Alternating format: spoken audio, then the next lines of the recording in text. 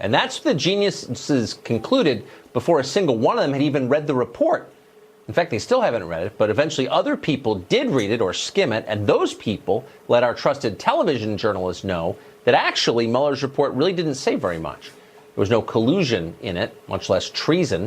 There wasn't much of anything, actually. It was disappointing. So at that point, the media and their masters in the Democratic Party had a choice to make.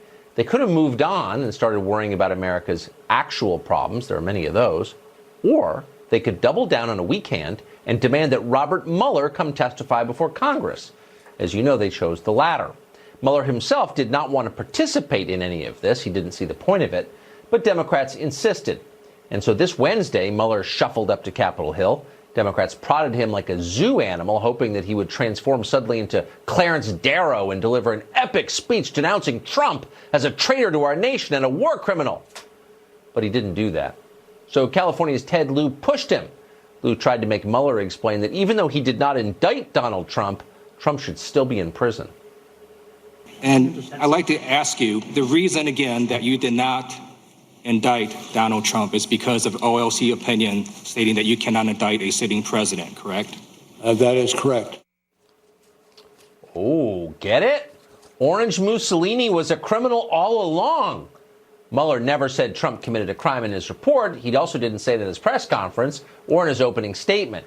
But finally, Ted Lieu was able to extract the truth from Robert Mueller. President Trump is a criminal. Except not. A few hours later, Mueller backtracked and clarified that he had not called the president a criminal. Watch. Now, before we go to questions, I want to add one correction to my testimony this morning. I want to go back to one thing that was said this morning by Mr. Lieu, who said, and I quote, "You didn't charge the president because of the OLC opinion." That is not the correct way to say it. As we say in the report, and as I said at the opening, we did not reach a determination as to whether the president committed a crime. As we say in the report, and as I said at the opening, in other words, Mueller wasn't saying anything new. He was just repeating what he'd been saying for months. But Congressman Ted Lieu was not convinced by this. Indeed, Ted Lieu smelled a rat. There had to be a reason that Robert Mueller was unwilling to disavow 2 years of work in all of his prior statements to produce a Democratic talking point for Ted Lieu. What could the reason be? Ted Lieu had a pretty good idea. Clearly, the Russians had gotten to Mueller, too.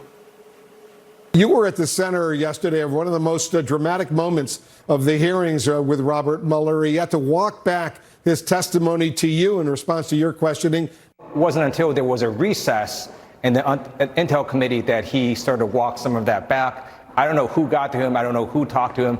But that was very odd what he did. Well, what are you suggesting? Are you saying he only did that because of pressure from someone? I don't know. But he clearly answered the way he answered to me, and then he had numerous times to walk that back.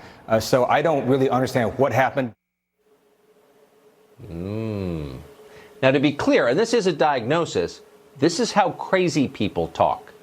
Tinfoil Ted is a nutcake. He's like your cousin who's convinced the moon landing was faked on a soundstage. Ted Lieu thinks he's got secret knowledge that explains everything. How'd the Russians get to Robert Mueller? Was it a cash bribe in rubles? Could it have been brainwashing? Are they holding some of his kids hostage in Lubyanka prison? Hopefully one of our dutiful congressional correspondents will ask Ted Lieu for details. We'd like to know.